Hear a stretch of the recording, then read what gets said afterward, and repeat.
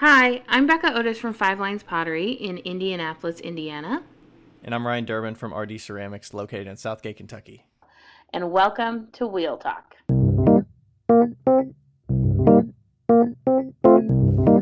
Hey guys, we've loved answering all of your questions so far. If you'd like to hear your question on the podcast, please send them to us on Instagram at Wheel Talk Podcast or by email to wheeltalkpodcast@gmail.com. Thanks.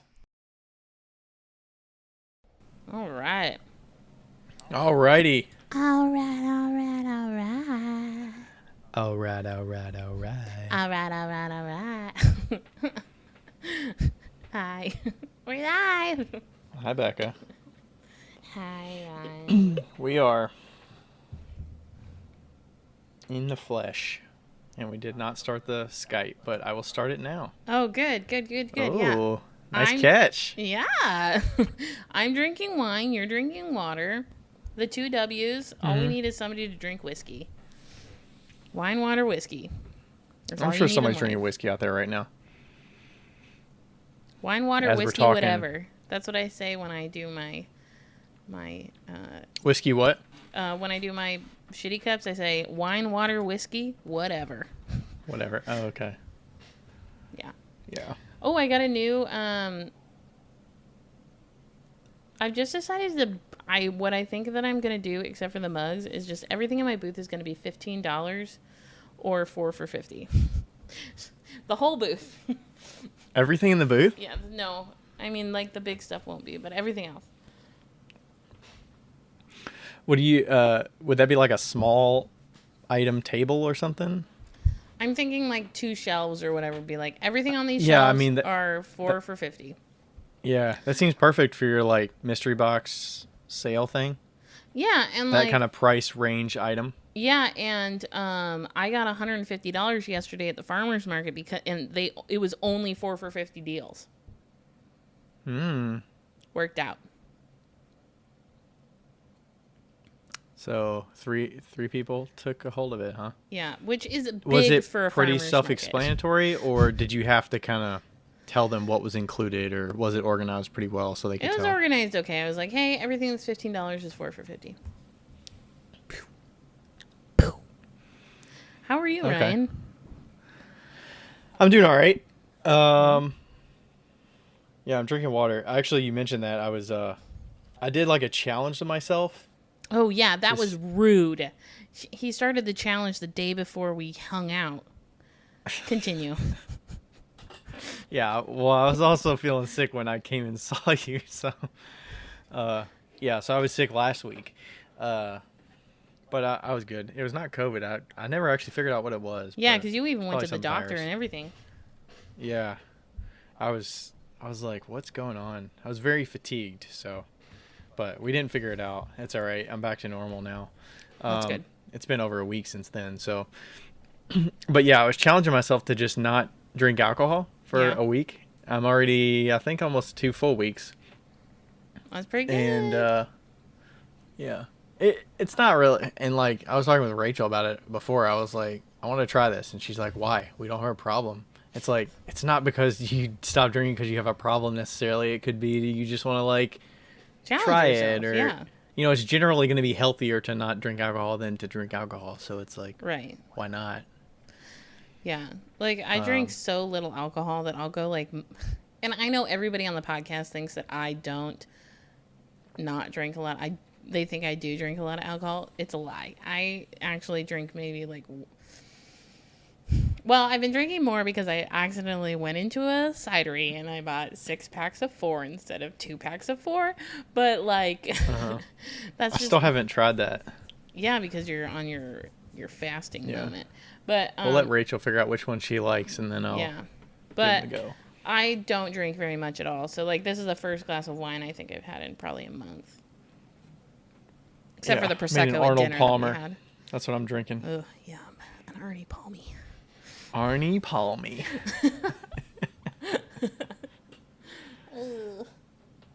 I've just basically been filling up this gallon jug with tea.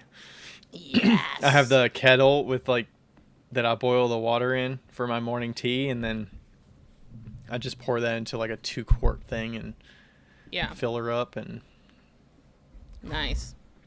Keep that sweet tea going. That sweet tea. Yep.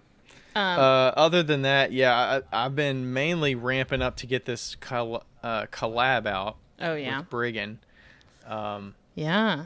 We initiated that collaboration back in March of 2021, I think.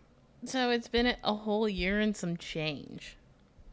Yeah. Wow. I want to say March because I think that's when we went and visited Josh. Yeah, I was going to say 2020, right. but I'm like, it's not been that long. Yeah, March of 2021, I think. So. Yeah. Whew.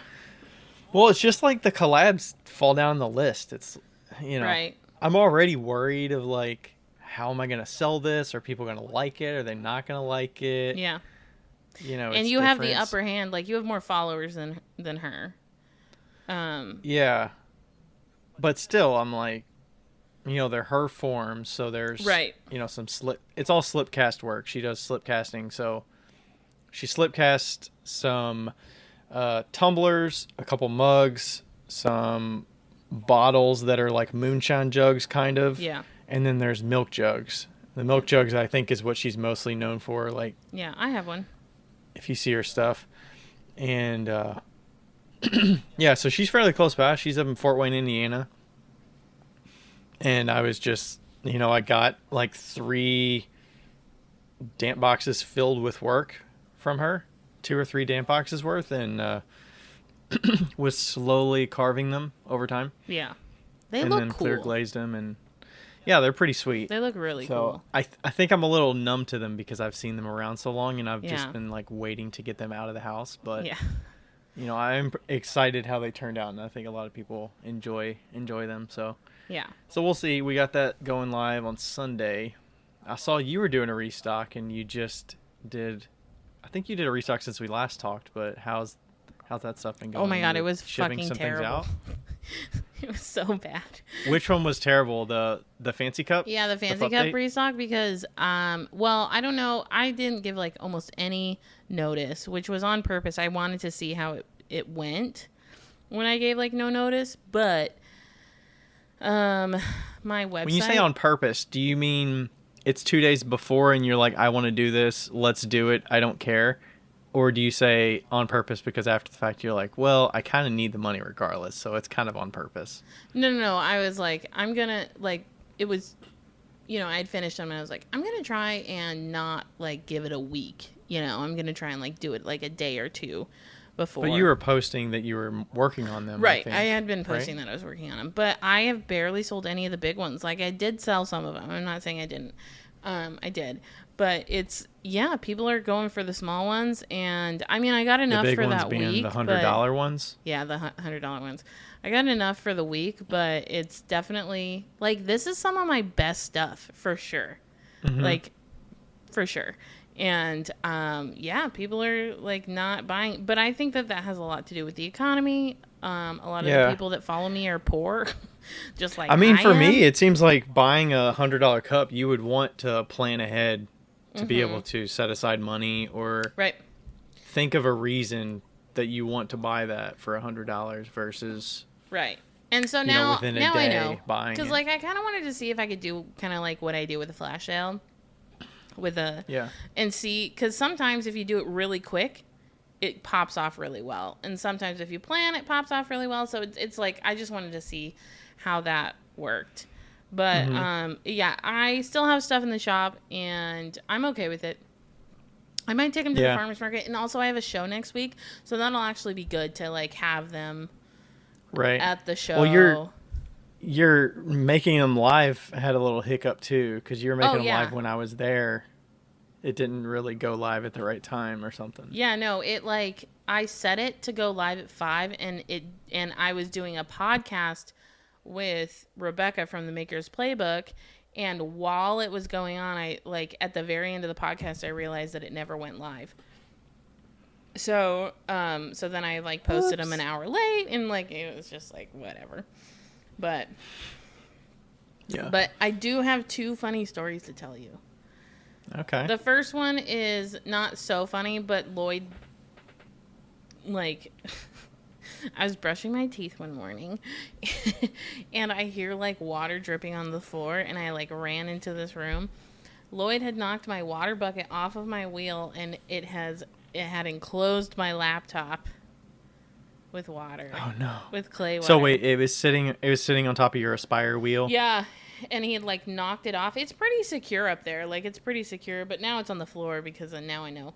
But it's pretty secure up there. And I normally actually move my laptop to another table, fully knowing that that is a possibility because I have a cat named Lloyd.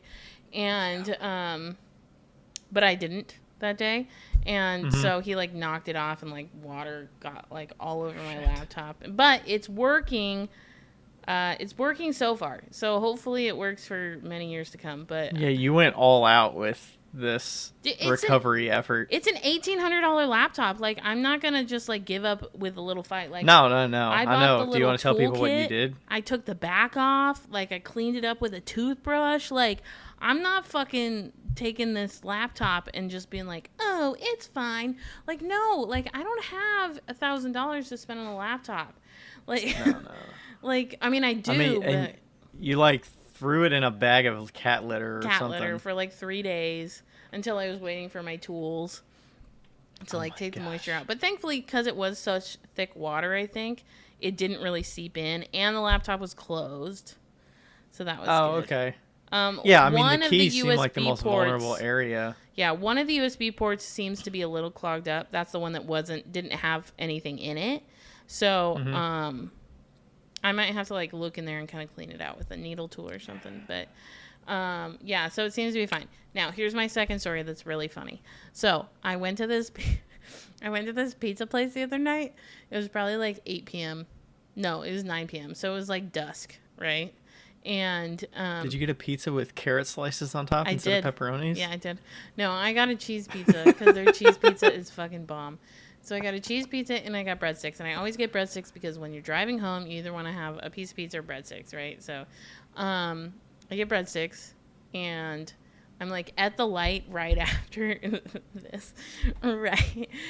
this pizza place. And picture me, I'm driving. So then I like turn towards my passenger seat and like open up the breadstick box and like put one of the breadsticks in my mouth, and it's like in my mouth, and I like my eyes like float up, and there's this guy right next to me, and my windows are down because I have no AC. So there's this guy like right next to me. His windows are down and he's just looking at me, and I like smile and I was like, "You want one?"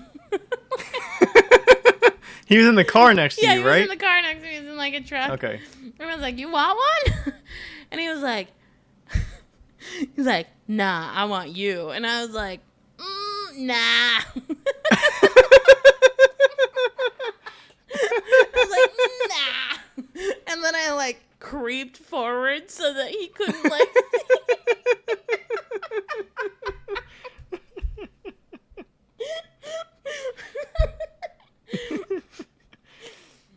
I want you like you want that breadstick. Ladies and gentlemen, welcome to Indianapolis, downtown. It was so funny. I was just like, oh. All my friends were like, why couldn't he have just like lived in this great moment? And like, why couldn't you have just passed him a breadstick? I was thinking of how you were going to get the breadstick over there, because I picture it's like dripping in like garlic butter, and you got to like toss it through your window, through his window. It would have been up to him to catch it. And I don't know. I mean, I probably could have reached him. With the extension of the breadstick, I think I could. And then someone behind you sees a Lady in the Tramp breadstick or something, like two people grabbing a breadstick out the window.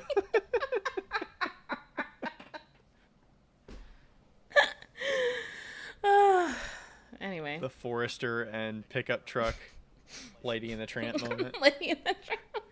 Nah, I want you. Oh my gosh. Oh, good Lord.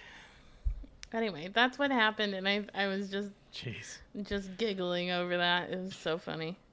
That's great.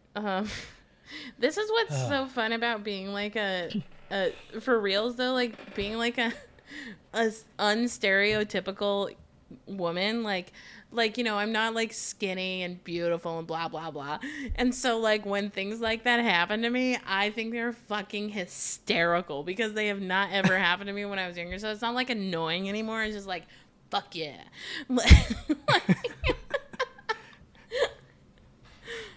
Did it seem like a pickup line though, or did he just seem like he was just kind of being funny?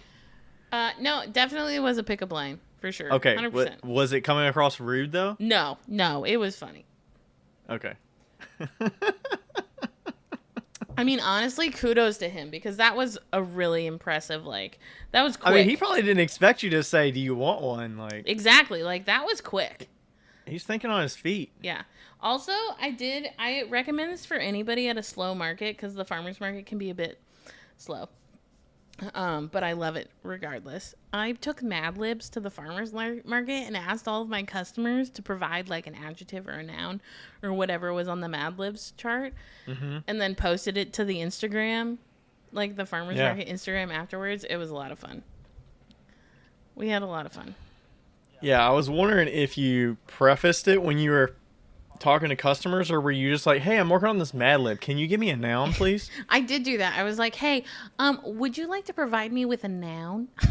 Like with no context. Some people that You'd be like, "Hey, what's a noun?" And they're like, "Where'd you go to school?" I know one lady was like, she had a kid, so she definitely had mom brain for sure, and she was like, "Oh shit, baby? How about baby?" You said adult Mad Libs. As a kid, I would like do the Mad Libs, but I would throw in like curse words and shit. Oh shit. There was no curse That's words. what I was expecting when you said adult Mad Libs, and I'm like, "Oh shit, this should be good." And I'm like, no, it was on, like Becca, about wine and stuff, you know. okay. It's just like adult subjects. It's no like cuss words or anything. Yeah. Yeah. It's just like not kids stuff, you know. It's not like a kid category. But I do think that having the kids ones would be really funny. I think they underestimate the funniness of the kid ones. Yeah. For sure. Yeah. So how did those spoon rests go? I saw people here have not heard, but you have tried jumped on the spoon rest train. I have. Did you sell some? I yesterday? did. I sold 2. I think one person did not buy it as a spoon rest though, but who cares? Whatever. Float your boat. Whatever floats your boat. Yeah. So we'll see how they go in the next couple of weeks, but people seem to gravitate towards them. I honestly still don't understand the like obsession with spoon rests. Do you have a spoon to put on them? No, I will bring one At the next show? time. Maybe a plastic spoon. There you go. Yeah. I'm sure you got a cool looking spoon to grab some attention. I do have a really cool looking spoon, and I do not use it a lot. Or like a paintbrush or something like that would be Yeah. not too bad. Also, I made tumblers today, and I feel like I never sell tumblers, but I love making tumblers, so I'm just gonna make them. Continue to make. Yeah. Are you doing the little thumb thing in it, like a No. tumbler? No. Is there something like that you have that you just like know it doesn't sell super duper well, but you're just like, I'm still gonna make these. I like them. Not really. I mean, no. No. No. That's okay. I pretty much like if there's something that doesn't sell, I have to really, really, really love making it. Yeah. To keep making it. I think the tumblers might sell out here. I mean, they didn't sell super well in Washington, but hopefully they'll sell out here. I mean, there's some things that I make too many of, and they probably sit a little longer than they need to, but it's kind of nice because I don't have to make more of them. Yeah. For So, sure. like, right now I have a ton of berry bowls that are glazed and stuff. Oh, yeah, that's a but good I'm only example. going to sell, like, maybe a max of 5 at a show. That's a good example. So, for sure. having... Yeah. But also, those are a little more intricate to make when I do have to make 20 of them. You know, it takes a little bit more time and attention. I have a real show next Saturday. What? Oh, yeah. What's the show? I don't know, but it's up in Noblesville. I don't remember don't what know. it's called. You don't know what it's called? I don't remember. Noblesville. That's where the music thing is, right? I don't know. There's like an outdoor music. What do you call it? Amphitheater. That's where. But, there. Okay. Yeah, so I'm sure there's more than just that there. It seems like a really cute, like, downtown, like, historic downtown, and, yeah, so I'm excited. We'll see. I made some, mixing bowls. Sweet. Yeah, I saw you made those. Yeah.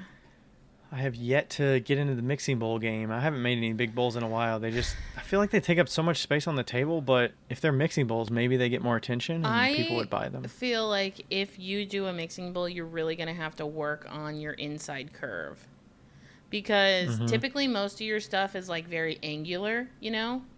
Like, it goes flat and then up. In a mixing bowl, you literally cannot have a flat surface in a mixing bowl. It is all curved, you know, because it's got to be wider than it is tall. Yeah, for sure. Like it's a very precise way to like make it.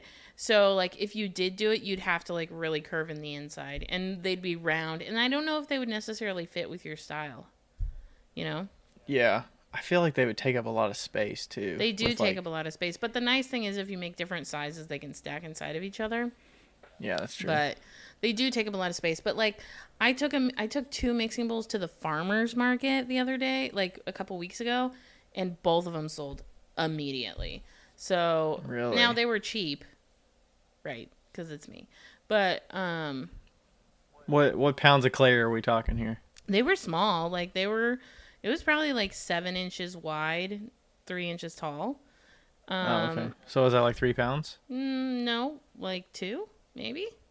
2? Wow. So like a small mixing bowl. Both of them were pretty small. One was smaller than the other, and I sold one for $45 and one for $35. Okay. Yeah, I was guessing you said cheap. I was thinking like $40. Yeah.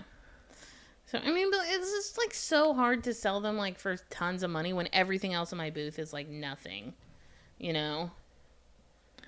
Yeah, I was gonna do, or when I normally throw those serving bowls, I throw almost 4 pounds, and I make like 3 or 4 at a time. So do you trim the bottom? Yeah. Yeah. See, I'm not trimming the bottoms either, so it's like I can't throw them that well to not trim the bottom. Right. Like if I'm not gonna trim the bottom, then I'm not gonna sell it for like a bunch of money. Like. Yeah. Yeah. Do you dimple those in though, because they are like bigger pieces and you probably don't expect them to be perfectly flat? I'll just let them dry.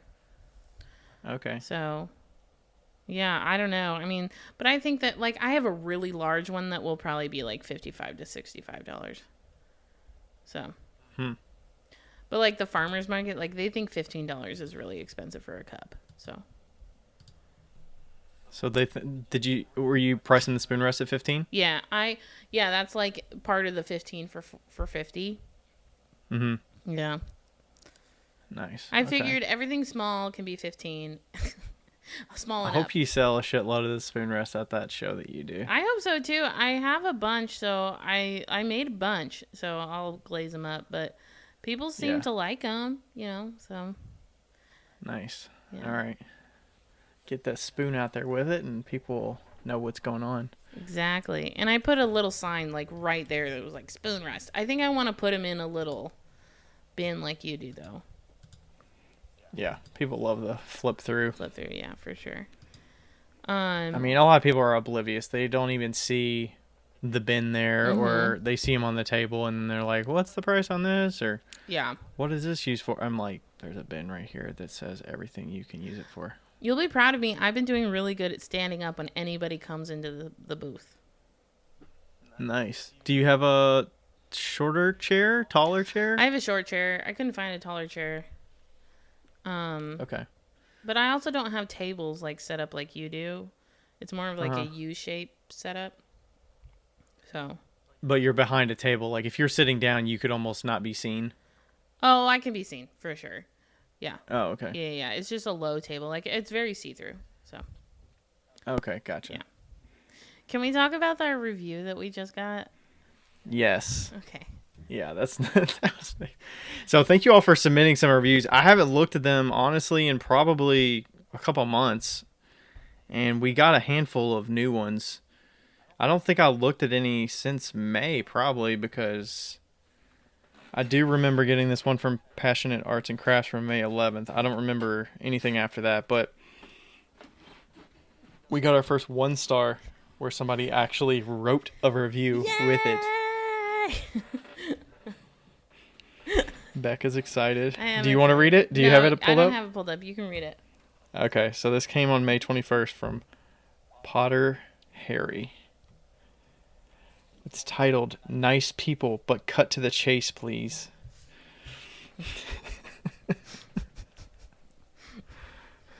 As we are 25 minutes in. It says, "After 25 minutes of listening to them talk about nothing related to ceramics, I gave up. Sorry, I wish I had more time to hear them talk about nothing." 1 star. I wish you had more time to listen to somebody talk about nothing too, because that would make your life so much better. I feel like for the people that feel that way, I would recommend doing the interview episodes, because we generally, I mean, we do have a little chit chat at the beginning with them, but no, fuck them. They can just go I feel like away. it's we pretty. Don't need their it's negativity. pretty to the point when we interview people. That's true. But regardless, it's like, hey, you know what? We are who we are. It's our podcast. We can do it. It's our podcast. We can do what we want.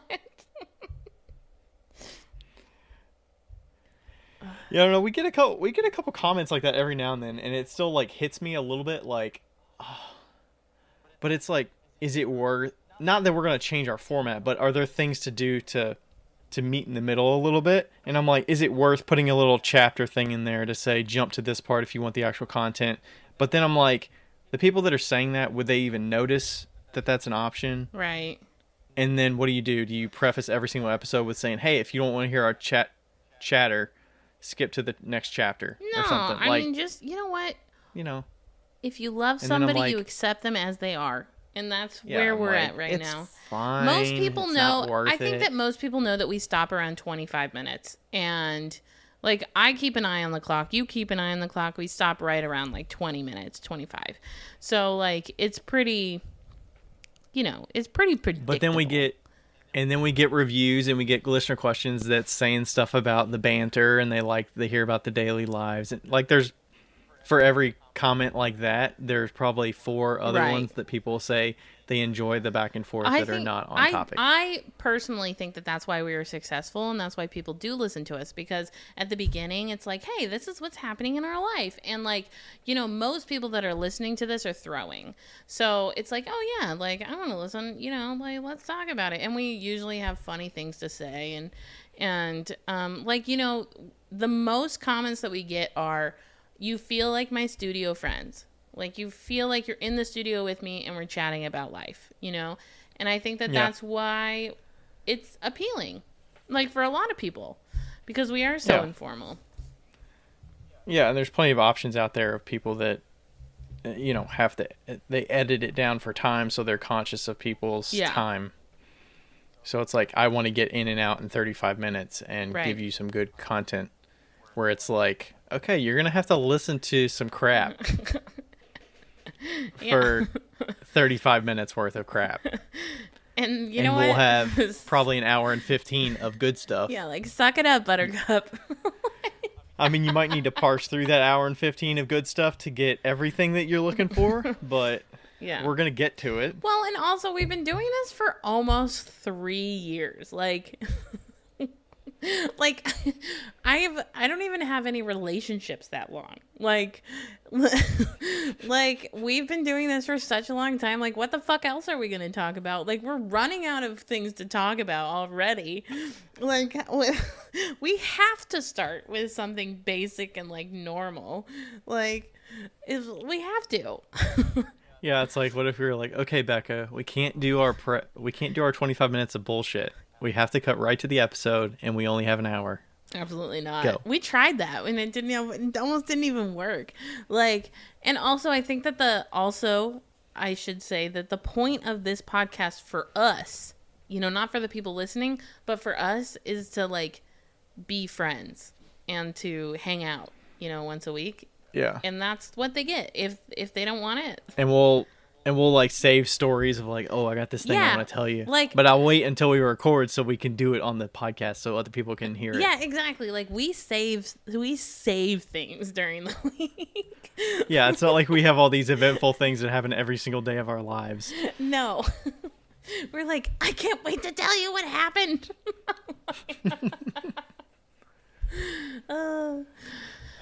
The other thing that happened this past week that I was a little bit like, damn, I missed it. So I was looking at these transit vehicles. Oh. And there was one that I came across that was like, oh, this is good. Because I was like, dude, because, you know, the prices of cars are pretty high right now. I think they're actually pretty like, low. Even used cars. Oh, used cars are high. I don't know. But yeah. Like I didn't want to, you know, I'm like buying a business vehicle for the shows and stuff. I was like, I don't want to spend like 25 grand on a car. Yeah, it's that's like, a lot. That's more than I would spend on a used. So obviously I'm getting it used, and there was this one that came up. It was like a 2012, but it was a Transit, but it had a second row, and they were removable. And I was like, oh man, that's nice. I wish I would have. And it was like, I think it was listed at like $10,000. Ah, you should have jumped on that shit. I was like, shit. But then I was thinking about it, and I looked at it a few days later, and it was sold already. I think they sold it for like $8,000. I was like, shit.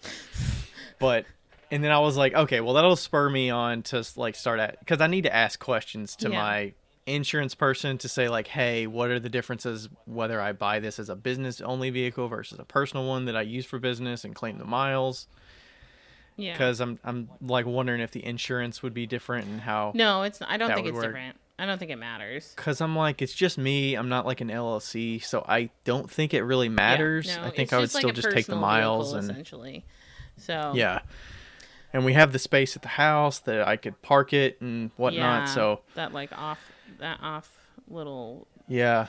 And then going to the Berea show last time, you were like, I really wish I had some. I could have benefited from that because my car is just so limited with the vertical space. Like it's only got like 2 feet of clearance between the seats being down and the roof. Absolutely. So I'm very limited with the Transit. I mean, you got like 4 feet or something. Yeah, and you're talking about like the Transit Express. That's little, right? It's the small one. Yeah, it's a Oh yeah. It's the Transit Connect XLT Premium is the one I was looking at, which is not the holy shit package, but like it's like the more compact.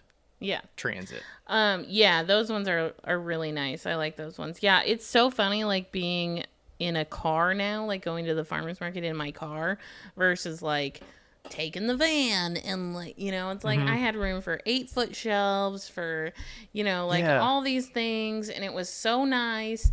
And then now I'm just like shoving this shit in my car. And it's, I mean, I was foreseeing all the things I was going to have to do. I'm like, well, now I'm going to put myself in a situation where I'm going to feel like I have to upgrade my booth. No, your booth is great. I don't think you should ever But then I'm like, well, I don't know, not necessarily, because I could just take more inventory and then not have to worry about. And you can leave, and more importantly, you can leave the inventory in your van and all the stuff in your van so that you don't have to like take it out every time you get home. That's a great point. That's the biggest thing that I think that it like a whole separate vehicle for like living in a secure area where I can trust my like you can vehicle. trust, and plus even if somebody broke in, like what are they gonna do, like steal the fucking tables? Like nobody needs a fucking table, like, and they don't want your pottery, like they can't sell that, you know, like good luck. So I'll be on the lookout. I think Rachel was like, oh man, you could have got it, like what's the deal? I mean, you've got other shows coming up, like you're gonna benefit from it. If you see like while you're looking, if you see like a really good high top Transit, let me know.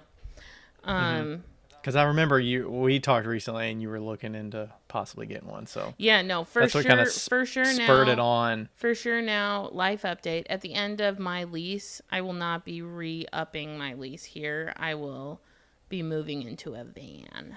So that's the plan, which no one is surprised. So, but I'll be outfitting a van. Stan. Yeah, I'll be outfitting a van, and I want it to be a van, not a bus or anything like that, so I can actually drive it in town.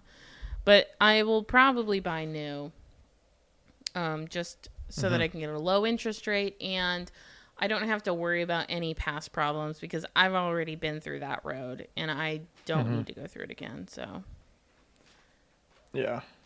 Lloyd. Yeah, the one I was looking at was like a 2012. So it was older, but the 10,000, I was like, I mean, How many I'm not miles going to was so on many. it? I think it was 180. Oh, that's a lot. Oh, sorry, that's Lloyd. Lloyd. So, I don't know. I was like, how many shows am I doing? How far am I actually going? I'm not going to like Florida with this thing. I'm going like 3 hours away. So, I don't know. I'll be on the lookout. Get more familiar with prices I'm expecting and stuff like that. Yeah. So, we'll see how that goes. All right. We had a quick listener question that I wanted to ask first. Okay. And then we'll get into the topic. So this one came from E Squared Pottery. It says, what do you think is the best way to convert a wheel to be a standing wheel? Any ideas for raising it and having it on wheels? Also, any tips for good posture at a standing wheel? That's all you. I don't know. This is all you. Standing wheel, sitting wheel. I'm not sure what brand of wheel you have, but hopefully it is heavy duty enough that it will be fine sitting on top of cement blocks. So I just got the standard cement blocks you get at Lowe's or Home Depot, and I stand them vertical. So, like a hot dog bun stand straight up. Mm-hmm. Some people like put them on their side and they stack 2 of them. Yeah. And I'm like, that's kind of overkill. Plus, it takes up more room on the ground. They're pretty sturdy. I mean, they're 8x8. Yeah. And if you've got a heavy duty enough wheel, it's going to put weight down on it, and you can put pressure on the wheel, and it's not going to like topple over the bricks. And my wheel, I don't know where your wheel is situated, but if your wheel is situated in a spot where it's against a wall or against a table, the table is going to help brace the wheel while it's standing on top of the blocks. I mean, sometimes they shift a little bit on the bricks, but it's not going to shift so much that it's going to like topple the bricks and the whole thing's going to fall over. I mean, I worried about that a little bit, but you shouldn't have to worry about that. Yeah. And then I have little like 2x4 blocks that I use to help elevate it another couple inches. Yeah. And that's a good way also, like, pause. If you're not using a standing wheel, but you want to lift up your wheel a little bit just to get it more at your height, 2x4s are what I always use. Yeah. Yeah. So that's a good option. I know some places sell those leg extenders. Like Brent has leg extenders that you can get like a kit to where it's like stays the width of the legs, but they kind of go outward and they take up a very small footprint in your studio if you have to worry about that. Also, and, also an option for like anybody that has an RK2, which is like the solid body ones, like the old school ones. You can use those IKEA tables, the IKEA tables that are like $7, Is that like an end table or what is it? Yeah, I guess it would be kind of like an end table, but they're like $7 and they're the square ones. Those fit those RK2s really well. That's what I used to use to prop up ours. Mm-hmm. And it's pretty sturdy. So how did the RK2 work? That was one that the pedal is attached to it, right? So you can't. Right. Yeah, that's the one where the pedal's attached to it, and most of the time, it has a hand lever that screws into the pedal, and you can move it with your hand. They're fucking workhorses. Those are great wheels. Yeah. Yeah.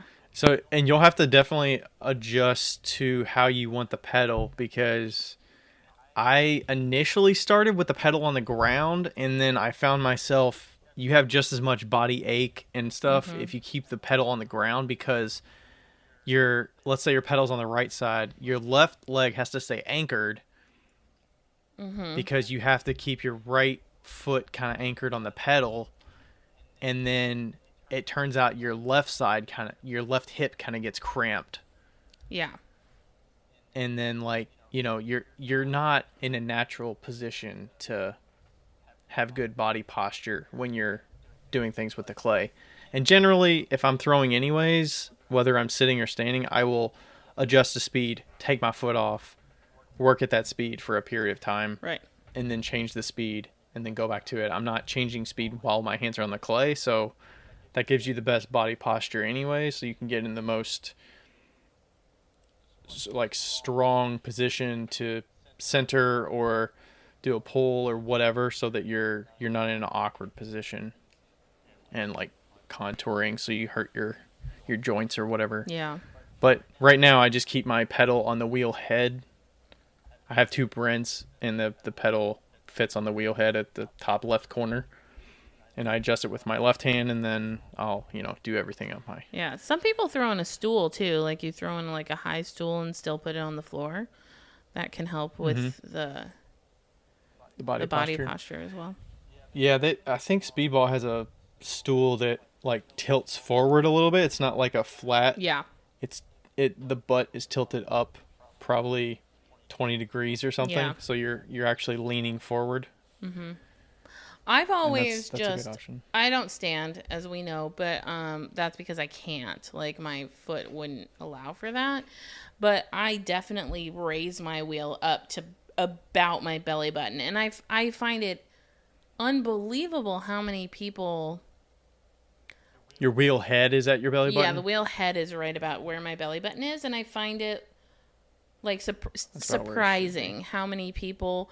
are like really bent over, like even these like big guys, like these big guys that are tall, and the wheel head's like right at their knees. And I think that if you just raised it maybe 4 inches, like it would alleviate so much back pain. Like I have really good posture when I throw, just because it is where it is, and it's helped a lot with my back and like how Yeah. And I always tell, like, beginners when I'm doing the date nights and stuff, like, scoot as close to you as you can to the wheel. Yeah. Especially with the splash pan, like, you need to be, like, touching the splash pan with your crotch. You need to be as close as you can so that you can have good body posture as well as strength. You're not going to overwork yourself by being really far away.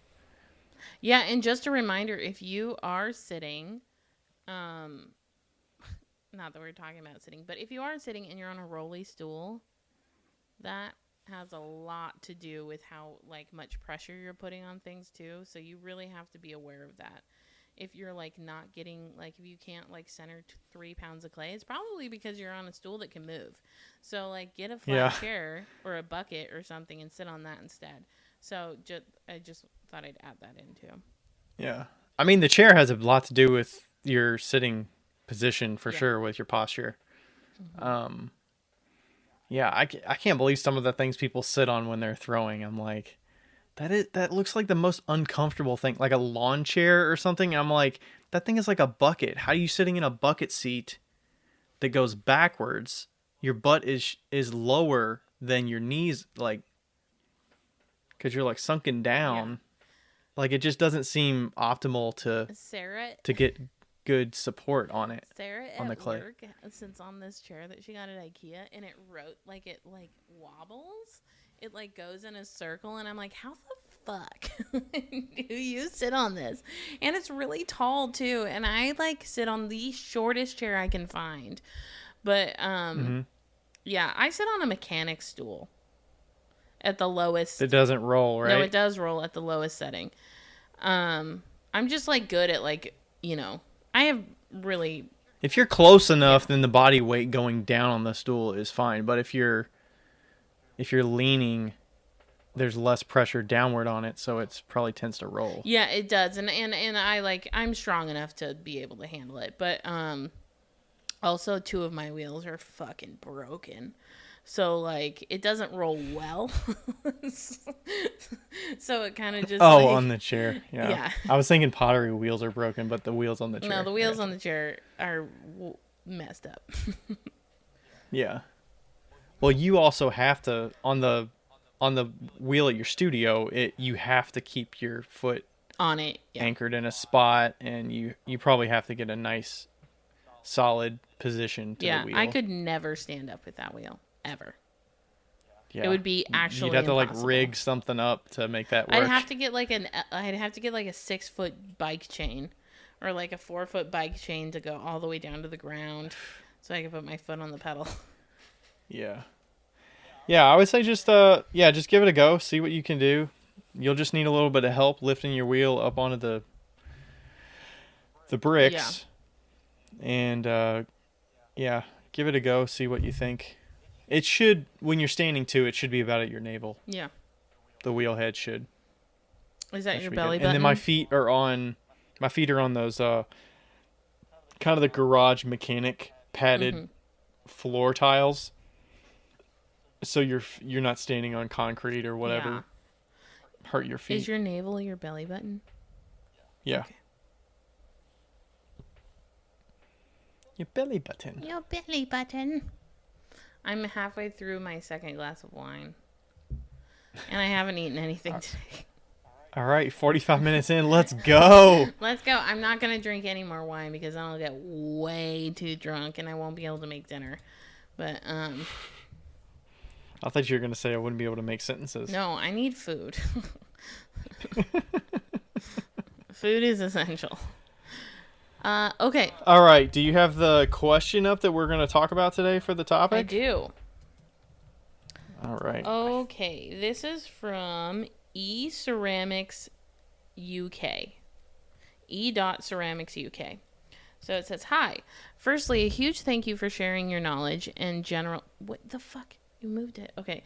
In general life shit on the podcast. Listening has helped me get through some dark times and motivated me.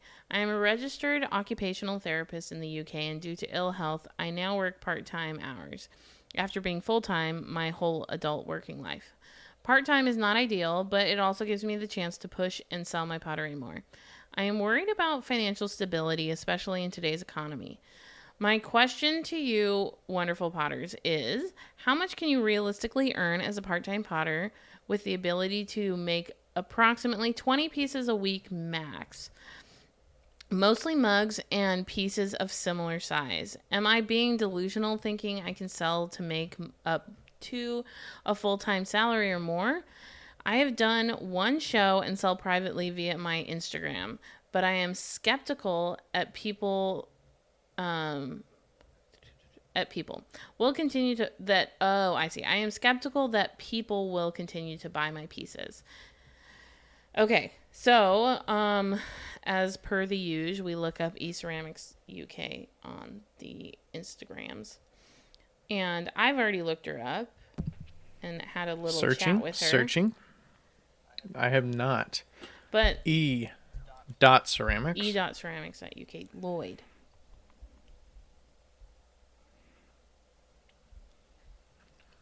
Emmanuel. Emmanuel.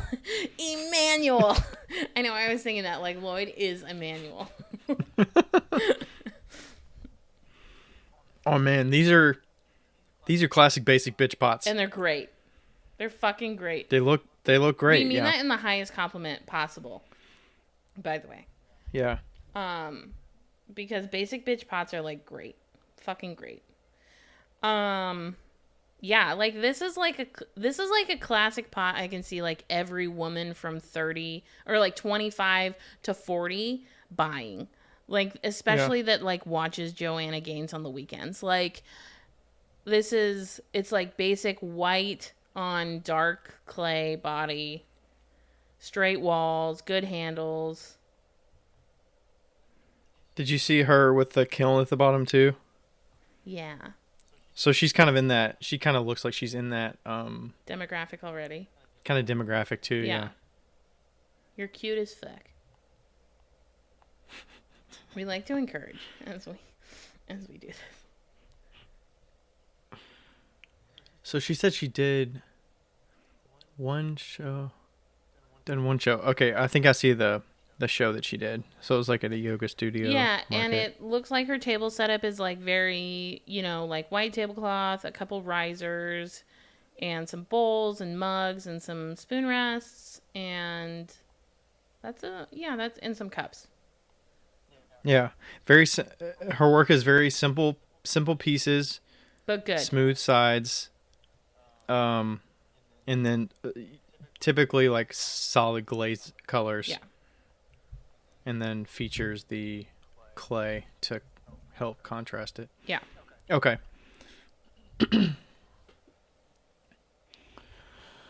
All right, where do we start here? Approximately 20 items per week. Yeah, but first I think Mostly it mugs. should be mentioned that we do not in the we don't live in the United Kingdom, so we may be a little bit skewed on our perception, because I know that we've done that before and like said, oh, you can make these a little bit more, and Lindy was like, no, fucking no, you can't. So Yeah, the market for, $15 spoon rests right. is not the same there as Yes. it is here. So keep that in mind. So we won't be talking about like the prices of your items, but let's see. Also, I'm going to plug a little bit. If you do want to throw more pieces during the week, I do consultations. Can work with your United Kingdom schedule. Yeah, I think throwing the 20 pieces a week max is definitely something that could vary. I'm not agree. sure how long she's in it, Yeah. or has been in it. Her first post was February 6th, but that doesn't tell us how long she's actually been making pottery. But it's definitely something that can improve over time. Like you've proven with the people that you've consulted with. It's a skill that can be honed and improved over time, and you can get better and better. I think batching your work makes that even more efficient. Yeah, especially if you have like stuff like basic. I almost don't want to say basic pottery, but it is. It's simple pottery that is, like straight walled and stuff like that. It's very consistent. It can be easier to like kind of like if you can batch those in 30, like batching them in a way that will make it faster. That can help with your speed. Yeah. I would and the batching leads me into I don't know. I feel like when you make so few items and you're just trying to get a batch of finished pieces. Yeah. So you tend to make a cross section of forms. Yeah. And you make fewer of them. So whereas you or I would make 30 mugs at a time. Yeah. She might be more inclined to make like 6 mugs at a time or 10 mugs at a time. Right. Okay. Yes. And that's going to cut down your efficiency because, like, I can't even get into the groove of handling mugs if I have a total board of 10, I'm going to get into the groove by handle like 5 or 6. And then I'm like, oh, well, this is nothing. Yeah. And then by the time you're in the groove, you're done with 10 of them. Definitely. So, or like trimming bowls. I mean, I feel like I'm in the groove after, 3 or 4. If you've only got 4 or 5 to do. Yeah. I think you're missing that spot of like optimal working. I remember this video that Simon Leach did a long, long time ago. And when I was like trying to decide if I wanted to do pottery full time, and he said very plain and simply, he was like, if you can't throw a pot in 1 minute to 2 minutes, you can't be a full-time potter. Like, you just can't. And I agree with him to a point, but I think that like 20 pots a week, if you were making really elaborate pieces and really expensive pieces, would be no problem as far as like affordability, not affordability, but as far as like supporting yourself is. But as somebody that's like saying right now, hey, right now I can throw 20 pieces max, it almost needs to double. Well, it's also a little deceiving when I look at 20 pieces max. Is that start to finish? Because I never get that granular with it to say I make 20 pieces a week, because there's no pieces I'm starting and finishing within a week. So I would more go to the month end of it and say, how many pieces am I? But even then, it's like, that's where it's always weird when you get questions from customers. How long does it take you to make this? 30 minutes, but it's spanned over like 3 weeks. Right. So, I don't know. I mean, maybe when you were, it depends on what your goal is here. Is your goal to sell the pieces you make as quickly as you make them? Right. Or is it building up inventory so that you can go to shows or do a restock and have an assortment of pieces at every month? Or right, because so 20 pieces, let's assume that you're selling at $30, which is probably like 25 euros. Let's assume you're selling like 25 euros. It's going to be about $600. I have no idea what that is in euros, but let's assume that it's like $600 a week. That's a pretty penny. I mean, like that's not too shabby for a part-time situation. Yeah. You know, if your goal is to sell all 20 of those mugs a week. And then times 4, that's $2,400 a month. And that's not bad. I mean, like, as a part-time situation. I mean, that's good. Yeah, if you can sell every single piece that you make in a month. Exactly. If you can make and sell those. I wouldn't say that's realistic necessarily to sell every single piece that you've made in a month. I would say, I don't know, for me, I would throw out maybe like selling 60% of what you make in a month is probably hitting pretty good. For sure. But you know, just on the numbers basis, as far as that goes, that's not bad. I mean, like, I would say maybe shoot for 30 pieces a week. You know, like 30 pieces a week, that increases that. And then your realistic outcome is about $2,400 a month. If you are going to shows, if you are hitting it online really hard, if you have Etsy or whatever like that, then it's realistic for you to make like at least a part-time living. As far as full-time living, you can't do that until you're not being given another salary. For me, I think the full-time part of it relies on you to have a baseline of customers that you can sell to. It's really difficult. Not that I've done this, but it just seems so difficult to go out of college. You don't have a basic set of customers yet. Yeah. You make your work, and you are finding customers as you are making work and needing to make ends meet. Yeah. That's really tough. If you build that set of customers as you go and figure out, you know, make mental notes of what colors people are attracted to, what forms people are most attracted to, so you can use your time wisely throughout the week to make sure that the pieces you're making have a good possibility of selling, but you also can make a cross section of pieces if it's important to you to have different forms in stock. I think we've talked about it before, but you know, how important is it to have a mix of 10 forms you make versus 5 or 6 forms that you focus on making? So that's something to weigh and figure out over time. As you're doing it part-time, that's where you get a lot more flexibility with taking chances and, you know, getting the customer feedback where you don't have to sell things, because then you're going to make some sacrifices and you're going to have to make some concessions of what you want to be doing for things that you have to be doing to sell. So, I had a question about the pieces you were making in a month or in a week. What would you recommend she do to help increase that number? I would personally say focus on making a specific form that week instead of making a cross section. Like maybe this week I only focus on mugs. Next week is only bowls, and then I 100% agree. Yeah, because if you focus on making only that same piece every week, then you are naturally just going to get better at making that form.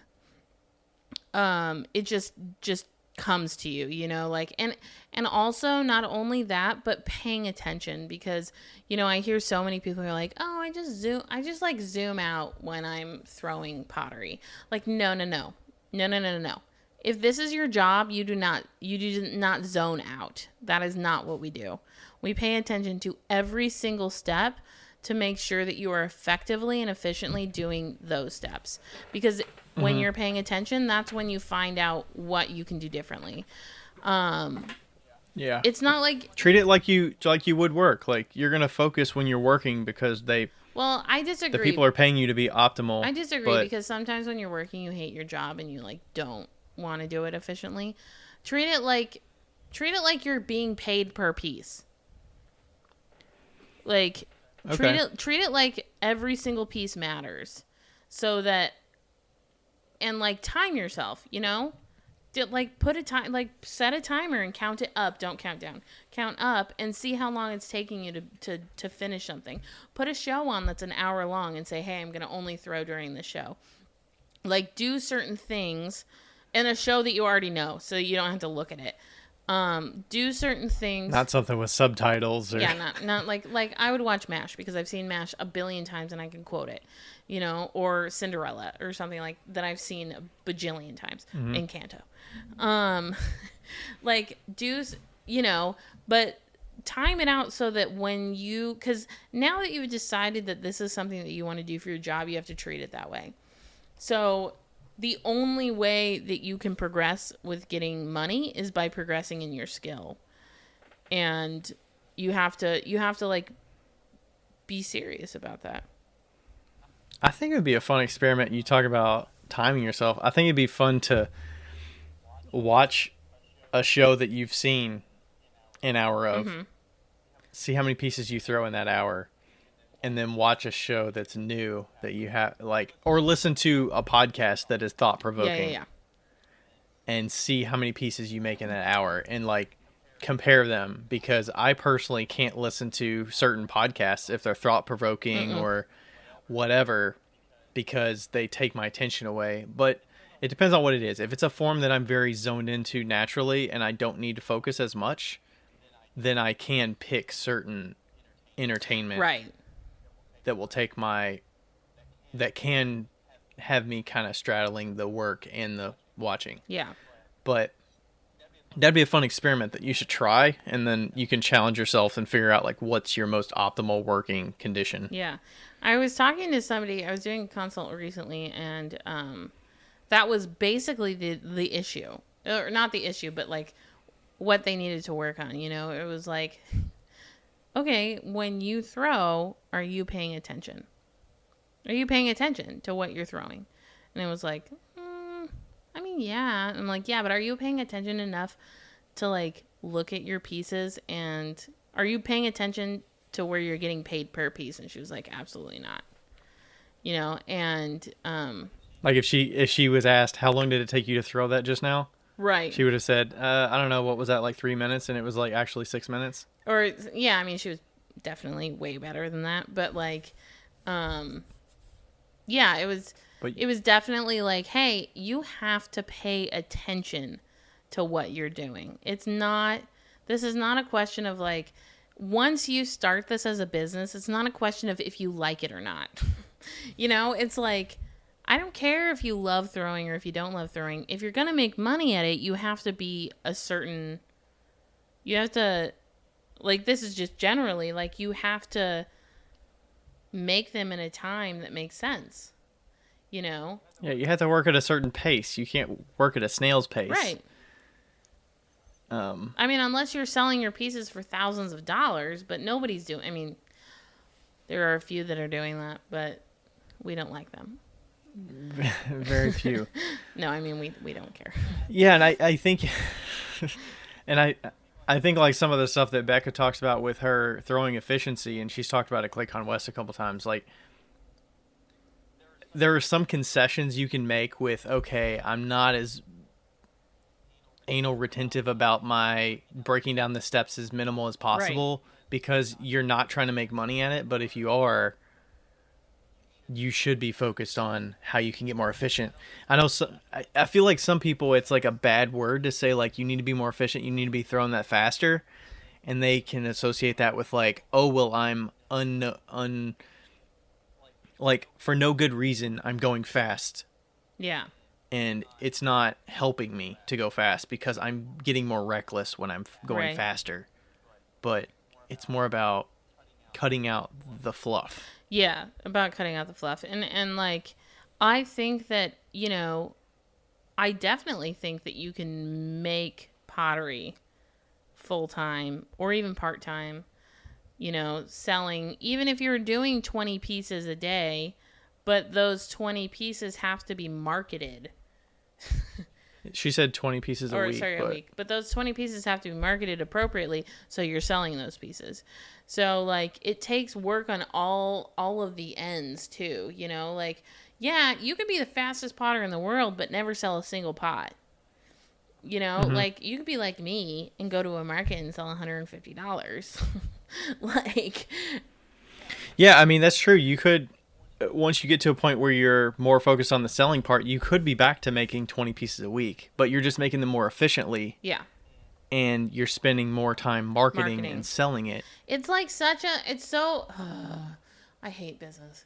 It's so like hard because you have to have like all of these things, right? Like you have to have an Instagram following. You have to, and if you don't have an Instagram following, you have to be really fucking good at selling at shows. And if you're not really good at selling at shows, you better be fucking good at selling online. And, you know, and it like all of these things that have to like line up and be good. Like you're really, really good at selling at shows.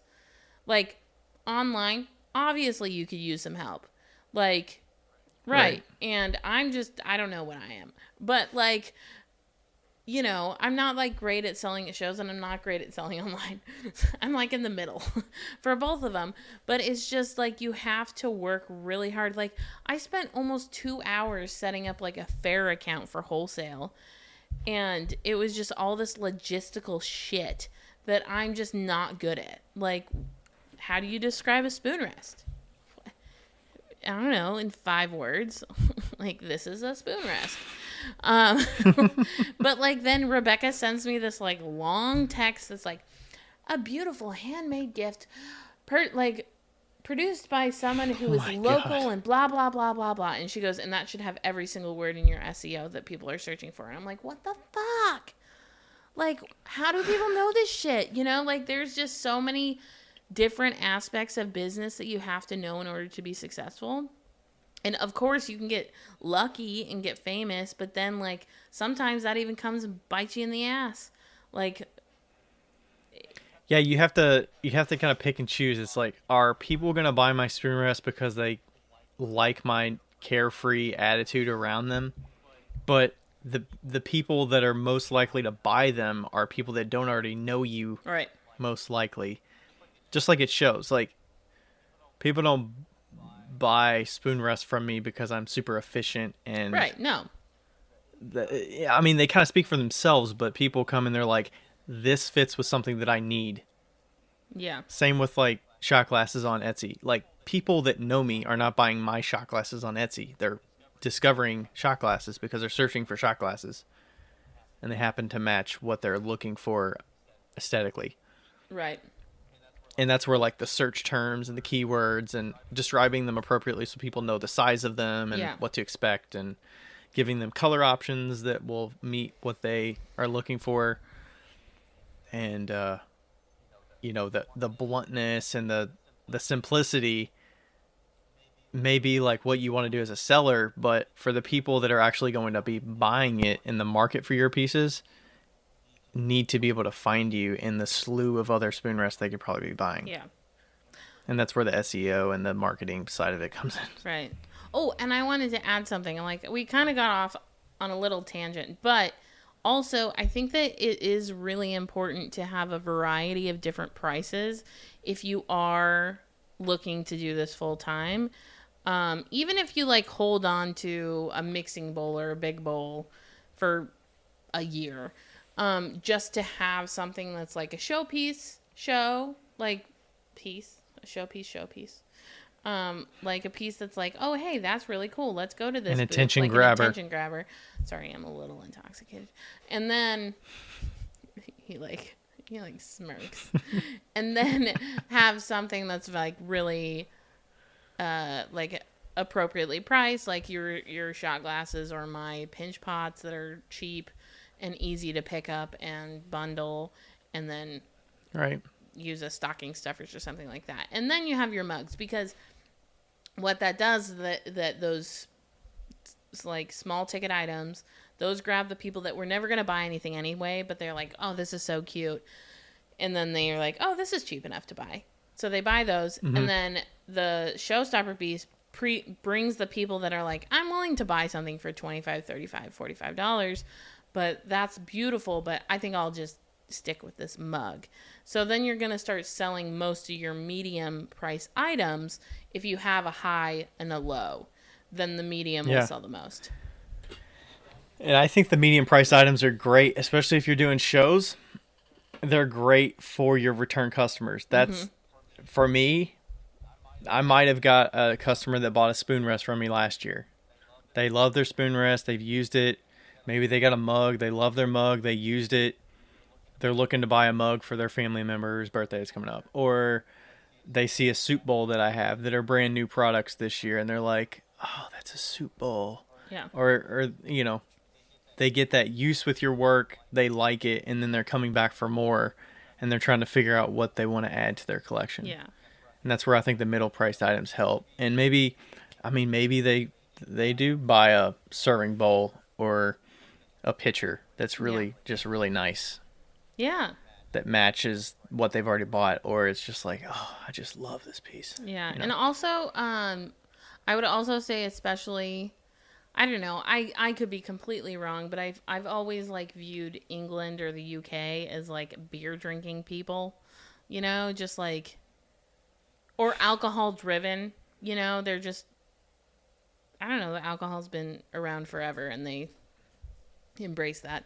But I would definitely, instead of just mugs, definitely have something that's an alcohol driven item, like a beer stein or a wine glass or a shot glass, something that people can be like, oh yeah, like I drink that, you know. So I'm curious if the UK and they're really into like glassware. I don't know. Or where pottery fits in, because I always see the UK pottery to me always seems like it's always very clean. It's kind of got that vibe where it's like solid colors. You're not going to see a lot of intricacy. Yeah, it seems like very cottage pottery to me. Yeah. Cottage style. Typically.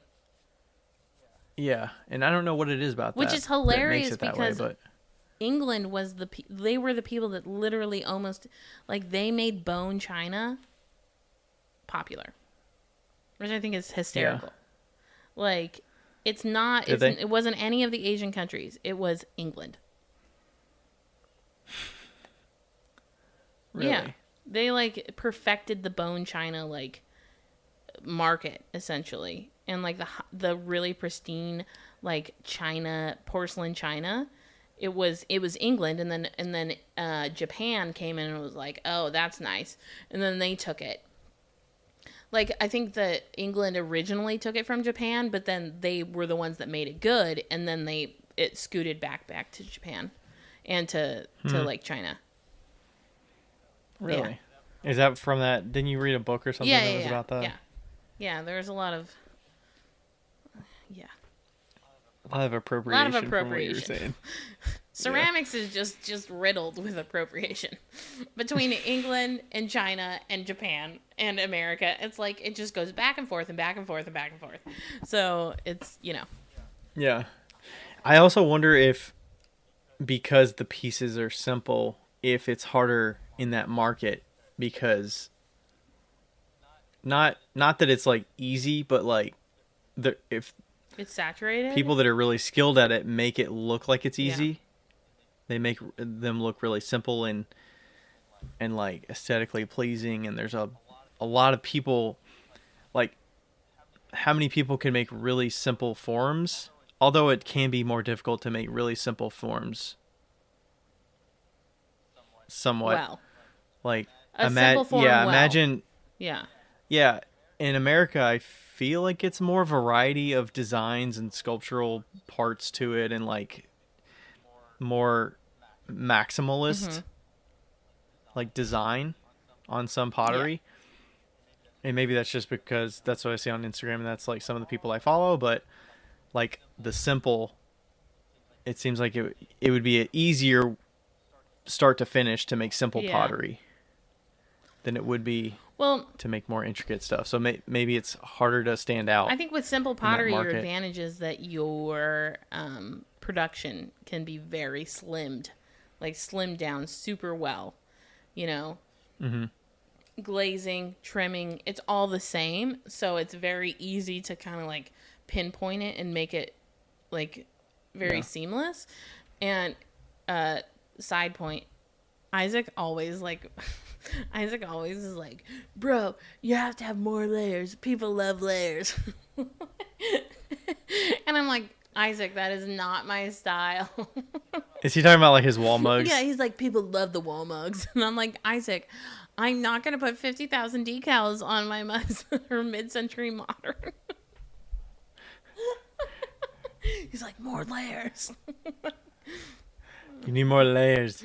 Yeah, but no, I agree. Like, I think that, yeah, you have to like find your market essentially. Oof, that's hard. I mean, like, we don't know anything about the United Kingdom. We should go. Yeah. Let's go. And I remember when I was visiting Iceland. Yeah. I think it was 3 years ago now. I went into one of the studios and talked with them, and they said the material sourcing is really hard for them because they have to import everything. Yeah. So that's why they don't. And then the energy that they can use, it's mostly geothermal, so the energy consumption is different. So I think they have to electric fire, and it's a lot of mid-range or lower fire. You're not going to see like wood-fired pots there because they're sourced for wood and stuff like that, or like gas. I don't think gas is really a big thing there. Yeah, and like natural gas. Yeah. So like gas firing is not really a thing. So you kind of work with what you have, and I don't know if some of that is also UK based, where like electricity, having access to electricity for high fire, where you tend to go to like mid-range. Right. Or lower fire. Just another reminder of how lucky we are to be in the United States that has this type of energy system, Yeah. Yeah, like I'm sure a lot of places don't have the flexibility that you could electric fire, mid-range, high fire, gas fire, reduction fire, wood fire, soda fire, salt fire, pit. Like there's so many options. I'm sure it's available in some other places, but it's definitely. And I don't know why we just have. Maybe it's because we take things from everywhere else, and we take things from everywhere else. Have all the options. But I mean, energy comes from. Like, the United Kingdom is such a small country compared to the United States. The United States is a huge country, right? And so, like, our energy sources from California to fucking New York. Like, and they use wind energy, water energy, like dams, wind,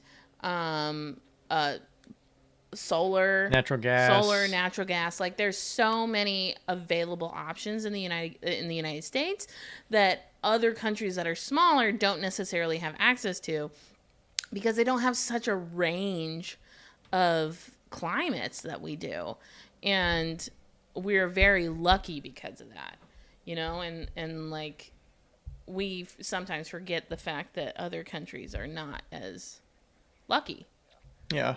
And that probably tends to not pigeonhole them, but it limits them on what they can. For sure. Yeah. And it's probably more difficult with we talk about the marketing aspect, but like your stuff would stand out so much more if your pieces were completely different. And like, if people just they just don't have that vibe of like, that's what they're looking for. Yeah. It just makes it harder to sell that stuff. Yeah, no, I mean, especially, I would imagine in the United Kingdom, I would imagine that clay is pretty big. That is... Yeah, I would believe that. It's not like it's not a small... it's been a lot of what that country is. And do you mean the number of like artists in clay? Yeah, like artists in clay, but also, just... appreciation and the history of clay in the United Kingdom is huge. So the competition, I imagine, is fierce. But yeah, I mean, okay, so let's go back to the original question. Do you think, like point blank, do you think if you're making 20 pieces a week, a month, a week, a week, A week. so 80 pieces a month, do you think you could do part-time? Was it part-time or full-time?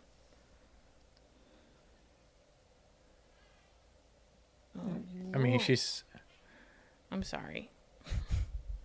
Am I delusional thinking I can sell to make up to a full-time salary or more? Yeah. Stop. He is... I don't know what a full-time salary would be there, Boyd is but getting if it's fat. anything like here, Yeah. I mean, what's considered baseline full-time salary here? Like 50 grand? I think 40 to 50. That would be tight. That'd be very tight. I don't think 20 pieces would cut it. Okay. I think 20 pieces you could probably get to like 25. An average 30 annual grand. salary for a full-time worker in London is in 2021 was over 39.7 thousand British pounds a year. Oh, I apologize. You're not on euros. You're in pounds. We said euros. It's British I pounds. apologize. I'm so sorry.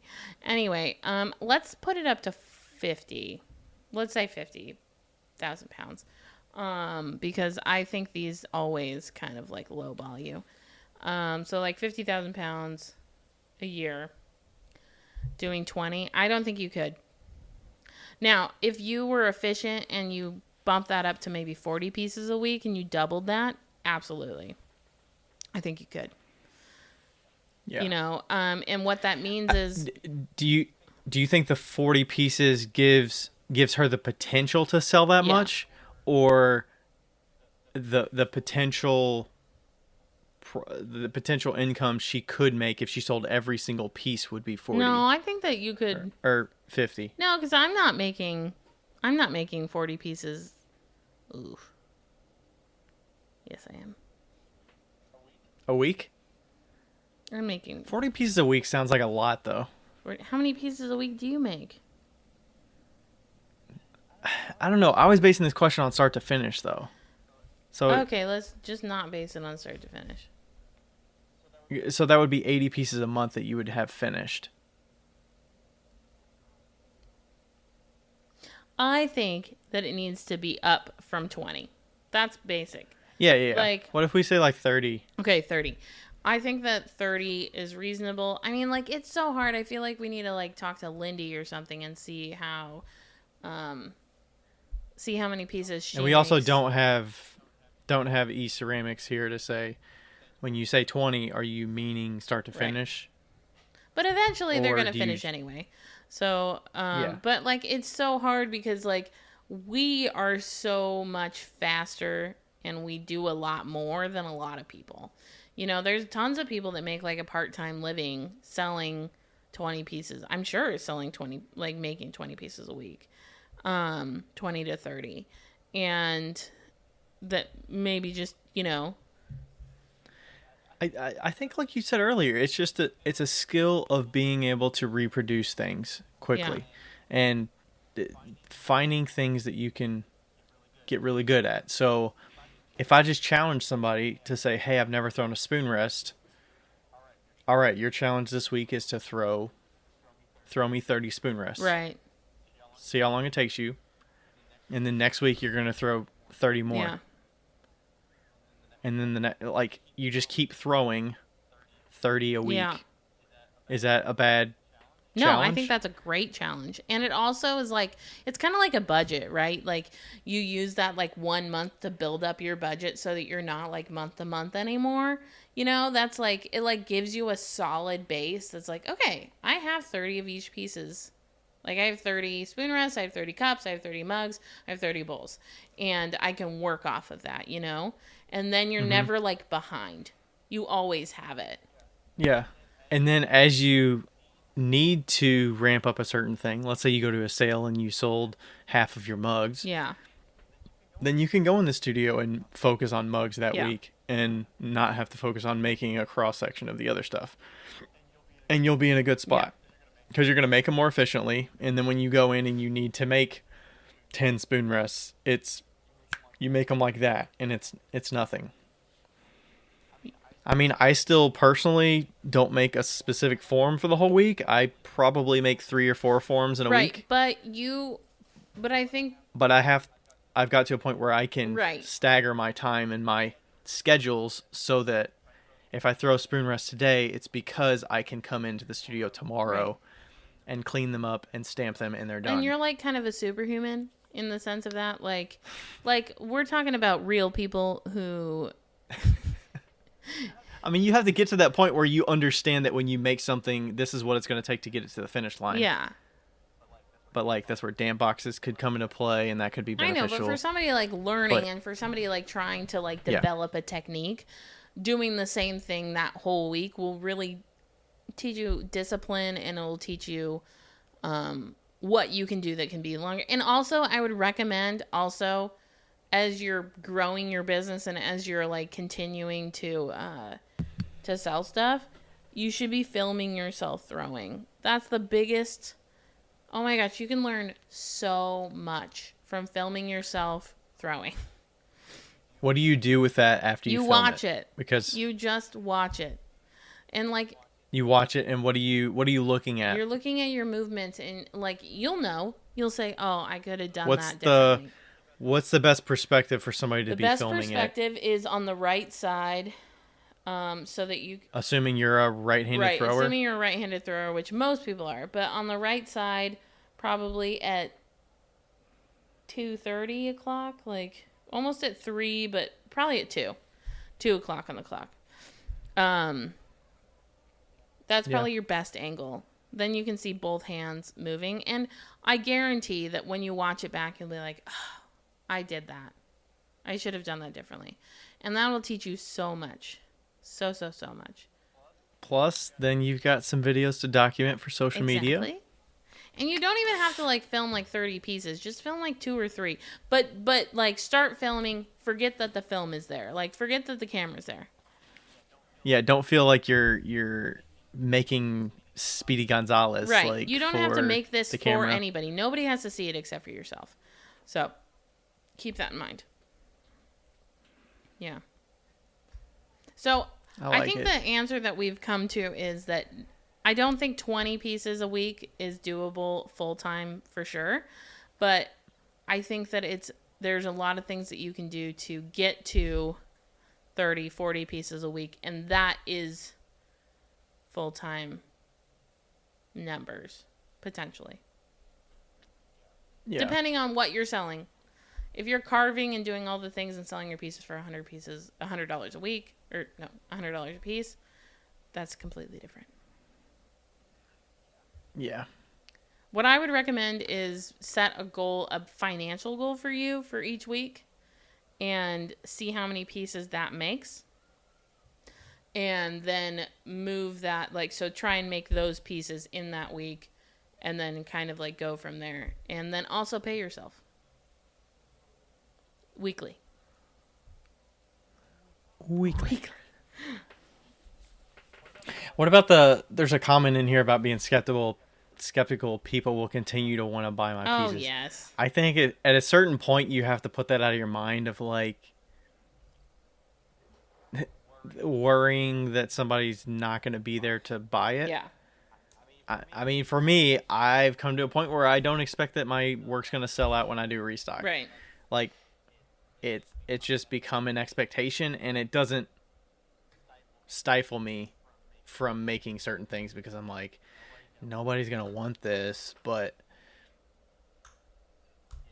I think you need to, and that also plays into the quality that you're looking for, like the standards you have. You need to set yourself with a certain amount of standards of what you want from your work, so that it makes it something that people want to buy, and it's not, oh, I made it with this. Is this good enough that somebody's going to want it? You need to be making it with the intention of I'm confident in what I'm doing, and I know what it needs to look like, so that it will be marketed and people will want it. Does that make sense? Like, it's got to be to a quality that you're happy with, and as well as like customers understand that it's quality enough. Yeah. Can I say this? This is so funny. Merritt, my coworker, her boyfriend, was talking to her, and he was like, he goes, you know what? Men are so much better at selling stuff because they have this like egotistical like side of them that's just like, I'm gonna sell this piece of shit for $5,000. Like, and they have that like ego inside them that's like, yeah, it's worth $5,000. And he told her, he was like, you just have to like pretend that you're a man that's just like super, like has a super high ego that's like, yeah, my shit is worth it. Like, well, I wasn't saying it like that. I was saying like you need to build standards. I was just thinking about that when you said that and like how he said it, and it's so true, where you have to be like super confident in yourself, almost to the point of a fault. Like you have to be like, yeah, my shit's the shit. Like my pottery is the fucking shit. And, because you're saying you shouldn't have that question in your mind. Yeah. Of worrying that somebody else is not going to want to buy it. Yeah, don't even have that question. Just be like, you know what? There's 1 billion people in this world. 1 billion. Somebody's gonna want it, you know? Like, be the egotistical bro that that you need to be.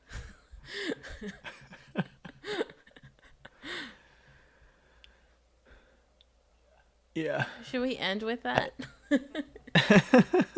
Be the egotistical bro that you need to be. I don't even know how to reply to that. It's just like it's so good. It's just like, you're right. Like they're selling fucking soap, like the Sasquatch soap. That Sasquatch soap. It's like, it's just fucking soap. It's handmade soap, but because they're like, look at this soap, you're a man. That's why they're selling it. You're a man with this soap. I don't know. I think also we've kind of mentioned it, and I don't know the market for selling in person in the UK, but I think we've talked about it before. Like, you need to get out in front of people 1-to-1 for sure to really get some feedback and input about what people are responding to from your work. And even like what I'm doing right now is like, I'm doing a farmer's market and I'm making $150 maybe a market. I do not consider that a failure.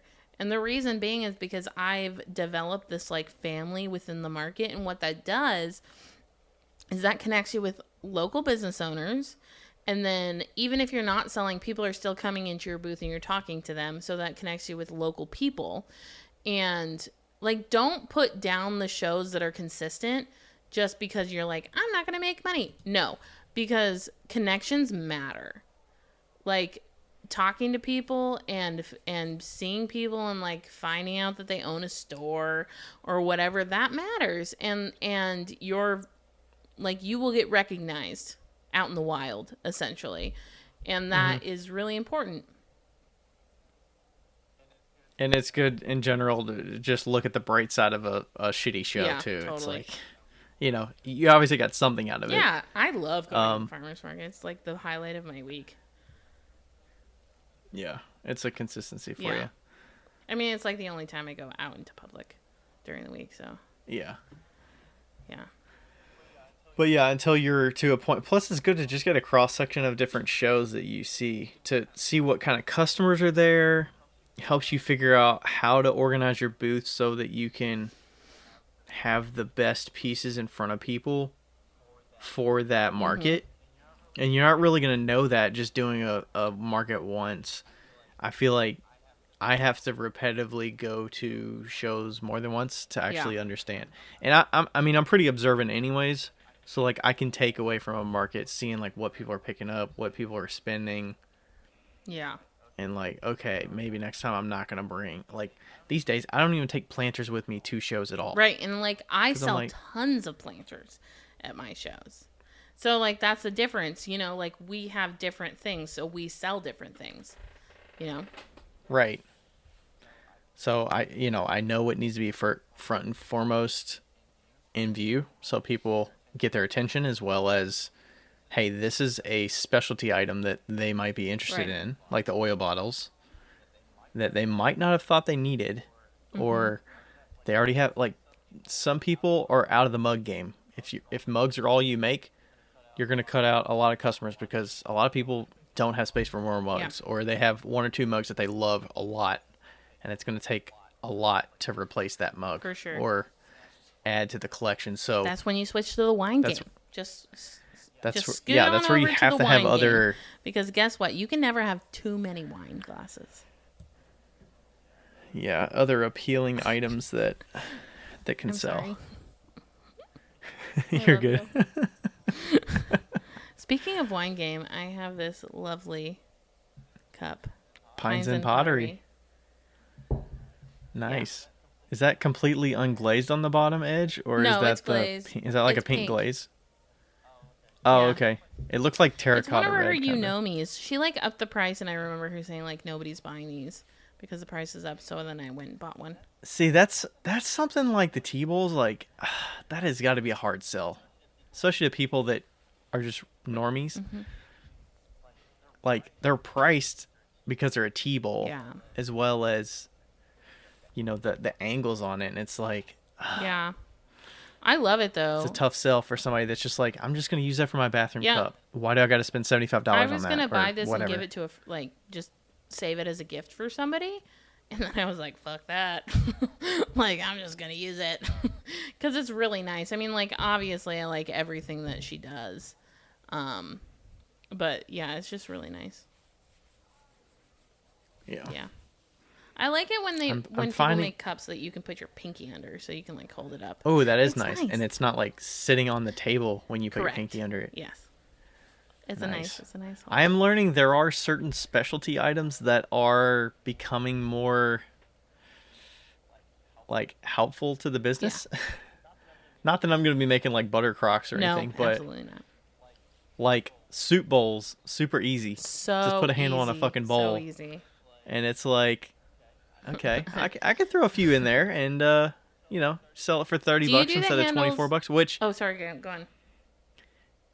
$30 versus like $24, but I'm like, well, I think my cereal bowls are $26 now, but I'm like, $4 more for a handle, but I'm like, but you sell a mug for $34 and it's less clay for more money, but the bowl is not as much as it's like, what? I know. I hate that. But it's got to be like so like, I hate that. But I'm like, who's gonna spend $30 on a cereal bowl? I mean, maybe, but like a basic cereal bowl. Like, I feel like 26 is a good number. Yeah. And then I'm like, I put a handle on that. I'm not going to price it like a mug. Because if it was like, oh, it's like a big mug, that would be like $40. But it's like, could you imagine a bowl with a handle on it? $40 versus $26? Right. Why would you? Do you put your handles on upside down or do you put them on upside right? I put them right side up, just like a mug.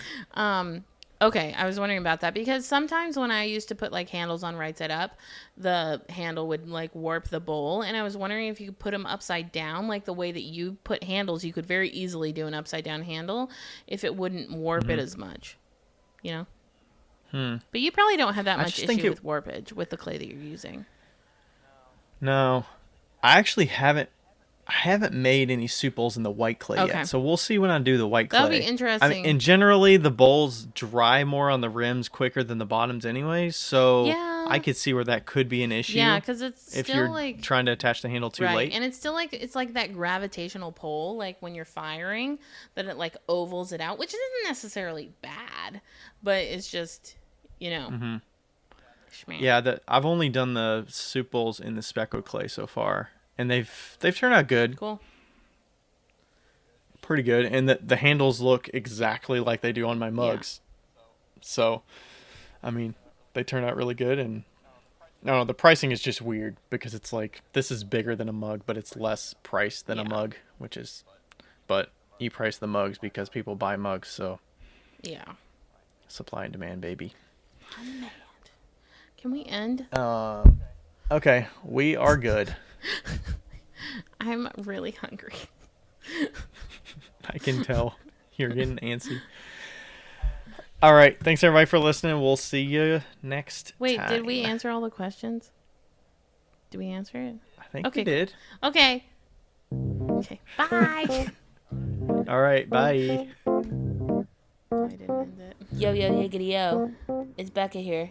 Hey, just so you know, thank you for listening. And also, we have... What do we have again? A Patreon. We have a Patreon that you should go, and if you want to donate to, you could donate to it. If you don't, that's cool too. But just Google Wheel Talk Podcast Patreon. Don't do the other one, because there is a Wheel Talk on Patreon, but it's not us. So make sure you get the right one. It's in the show notes. And also, leave us a review, because they're fun to read. Okay, bye!